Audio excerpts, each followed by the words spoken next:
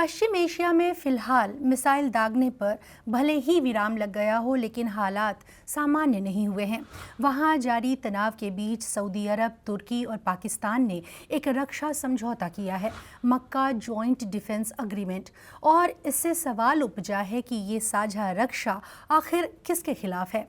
ये सवाल उठाते हैं डीपी श्रीवास्तव, जो ईरान में भारत के राजदूत रह चुके हैं। नमस्कार, मैं हूं स्वाति और आप देख रहे हैं वैचारिकी, इंडियन एक्सप्रेस हिंदी का एक खास शो। यहाँ हम भारत के बेहतरीन जानकारों की राय आप तक लेकर आते हैं। तो चलिए सुनते हैं डीपी श्रीवास्तव की पूरी बात। लेकिन आगे बढ़ने से पहले हालात समझ लीजिए। पश्चिम एशिया के दो अहम समुद्री रास्तों पर तनाव पसरा हुआ है। पहला होर्मुज स्ट्रेट, वो सकरा समुद्री रास्ता जिससे होकर दुनिया का बहुत सा तेल गुजरता है। होर्मुज का स्टेटस विवादित है। ईरान का दावा है कि ये बंद है, वहीं अमेरिका कह रहा है कि रास्ता खुला है। लाइव मॉनिटर बता रहे हैं कि कमर्शियल शिपिंग के लिए फिलहाल ये बंद है। IMF पोर्ट वॉच वैश्विक समुद्री व्यापार को ट्रैक करता है। इसका लेटेस्ट डेटा 23 अगस्त का है। इसके मुताबिक 23 अगस्त को होर्मुज से बस 3 जहाज गुजरे, माने प्रभावी रूप से बंद है। और दूसरा लाल सागर के मुहाने पर बाब अल मंदाब, यहाँ हूती गुट के हमलों के कारण जहाज़ों की आवाजाही सीमित हो गई है। 7 दिन का औसत मात्र 29 जहाज, यानी अनाधिकारिक ब्लॉकेट की स्थिति बन गई है। हूती हमलों ने इस रूट को सऊदी अरब के तेल की ढुलाई के लिए बंद कर दिया है। हूती यमन का एक सशस्त्र विद्रोही गुट है जो ईरान का करीबी माना जाता है। इस समुद्री मार्ग के प्रभावित होने से सऊदी तेल एशियाई बाजारों तक नहीं पहुंच पा रहा। यहां तक कि रूस से भारत आने वाला कच्चा तेल भी प्रभावित हुआ है।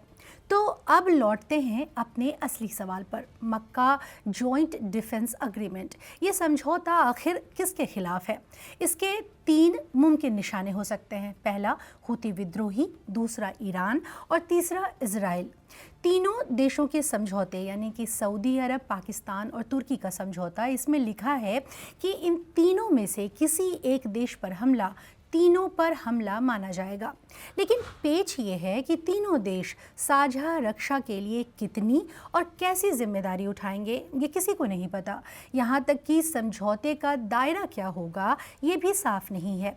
क्या ये पश्चिम एशिया के बाहर के संघर्षों में भी लागू होगा?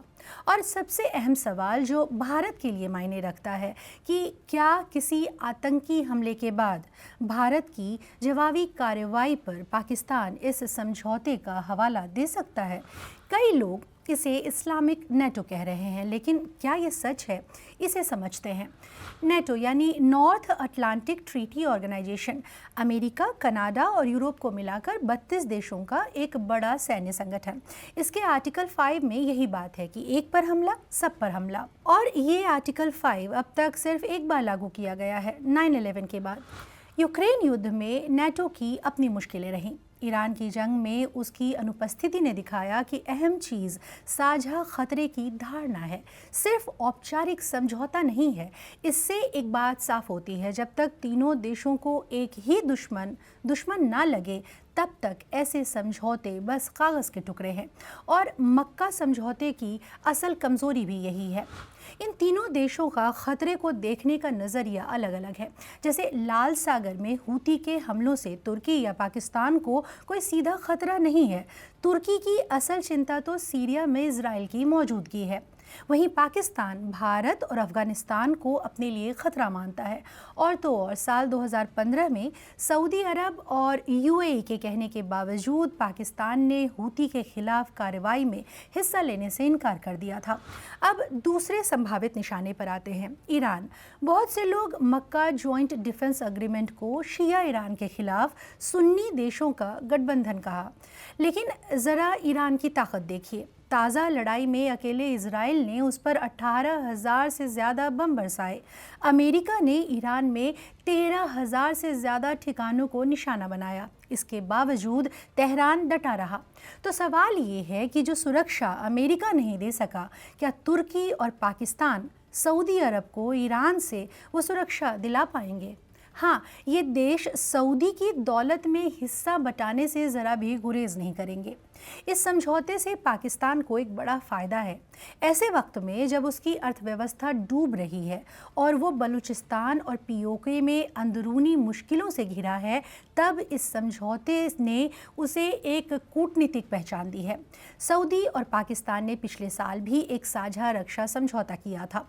इसे कहा गया SMDA यानी स्ट्रैटेजिक म्यूचुअल डिफेंस एग्रीमेंट, और इसी साल अप्रैल में पाकिस्तानी वायुसेना की एक टुकड़ी और 13,000 सैनिक, ज़मीनी सैनिक सऊदी अरब के पूर्वी हिस्से में तैनात किए गए।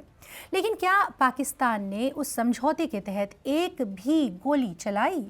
अब तीसरा मुमकिन निशाना इजराइल। इजरायली प्रधानमंत्री बेन्यामिन नेतन्याहू के ग्रेटर इजराइल वाले बयान ने अरब देशों को असहज ज़रूर किया है। ग्रेटर इजराइल यानी ऐसा विचार जिसमें माना जाता है कि इजराइल अपनी मौजूदा सीमाओं से आगे बढ़ जाएगा।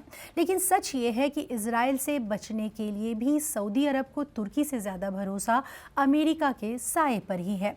खैर, इस 3 तरफा समझौते पर तेहरान की भी पैनी नज़र है। वहाँ के एक रसूखदार और कट्टरपंथी अखबार केहान ने पाकिस्तान के खिलाफ एक तीखा संपादकीय लिखा है। ये अखबार ईरान के दिवंगत सर्वोच्च नेता खामेनेई और IRGC का करीबी माना जाता है। IRGC यानी Islamic revolutionary guard core, Iran का बेहद ताकतवर सैन्य बल। केहान ने वाशिंगटन के साथ तेहरान की बातचीत में इस्लामाबाद की निष्पक्ष मध्यस्थ के तौर पर विश्वसनीयता के ऊपर सवाल उठाया है। यही नहीं, खुद पाकिस्तान में भी शिया मौलवी जवाद नकवी ने इस समझौते में शामिल होने के लिए सरकार की आलोचना की है। तो इस पूरी कहानी में भारत कहाँ खड़ा है? देखिए, सऊदी अरब से भारत के दोस्ताना रिश्ते हैं। भारत सऊदी तेल का एक अच्छा खरीदार है और सऊदी की कूटनीति भी काफ़ी परिपक्व है। फिर भी भारत के लिए ज़रूरी है कि वो अपनी चिंताओं से सऊदी को अवगत कराता रहे, क्योंकि बात साफ है, अगर भारत पर हमला हुआ तो वो अपनी सुरक्षा में जवाब देने का पूरा अधिकार रखता है। तो फिर इस संकट का हल क्या है? इसका एक ही दीर्घकालिक समाधान है। ईरान को अलग थलग करने की जगह उसे मुख्य धारा में लाना, ताकि इलाके की शांति में ईरान का भी अपना एक फ़ायदा हो। दरअसल बीते 17 जून के समझौते में ईरान पर लगे दोनों तरह के प्रतिबंध, प्राथमिक और द्वितीयक, को हटाने की बात कही गई थी। ये ओबामा के दौर में हुई न्यूक्लियर डील से भी आगे की बात थी। लेकिन 60 दिन की वो मियाद अगस्त में बिना नतीजे के ख़त्म हो गई और बात अटकी कहाँ? होर्मुज पर। होर्मुज पर ईरान का दबदबा सब चुपचाप मानते हैं, तो इस ताकत को आगे की आक्रामकता रोकने के लिए इस्तेमाल किया जाना चाहिए, न कि वसूली के ज़रिए के तौर पर, क्योंकि प्रतिबंध हटने के बाद ईरान अपने तेल और पेट्रोकेमिकल्स के निर्यात से जो कमाई करेगा, ये वसूली उसका एक छोटा हिस्सा भर होगी। अमेरिका को अपनी नाकेबंदी हटा देनी चाहिए और परमाणु हथियारों का मसला सुलझाना भी नामुमकिन नहीं है। अमेरिका के साथ हुए MOU यानी मेमोरेंडम ऑफ अंडरस्टैंडिंग में ईरान परमाणु हथियार हासिल या विकसित ना करने की प्रतिबद्धता जता चुका है। बस अमेरिका को अपनी जिद थोड़ी नरम करनी होगी। उसका ज़ीरो एनरिचमेंट का हट, यानी ये कहना कि ईरान यूरेनियम संवर्धन पूरी तरह रोक दे, इस जिद पर अड़े रहना पूरी बातचीत को तोड़ देगा। ईरान के मन में एक जायज़ शिकायत भी है, क्योंकि वार्ता के बीच ही इजराइल और अमेरिका ने उस पर 2 बार हमला किया। लेकिन ईरान के लोगों का भविष्य इस शिकायत से कहीं ज़्यादा अहम है, क्योंकि इसका दूसरा रास्ता बेहद ख़तरनाक है, यानी दुनिया की तेल सप्लाई में लगातार रुकावट, खाड़ी देशों और ईरान को घाटा और पश्चिम एशिया में फैलता अराजकता का अंधेरा।